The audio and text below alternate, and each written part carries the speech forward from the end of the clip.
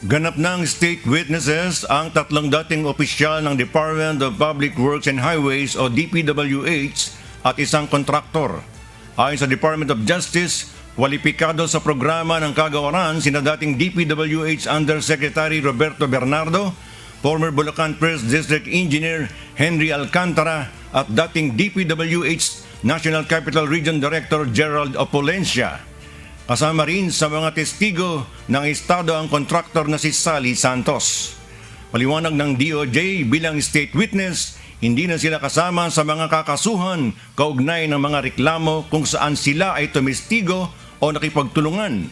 Gayon din ang mga reklamo na nagbigay sila ng ebidensyang magagamit ng estado o prosekusyon. Isa po sa karapatan ng mga state witnesses na ina-admit po sa programa is to be discharged from criminal liability. Doon po sa particular na kaso na tinutulungan namin sila, ha? Opo. Yung tinutulungan nila kami.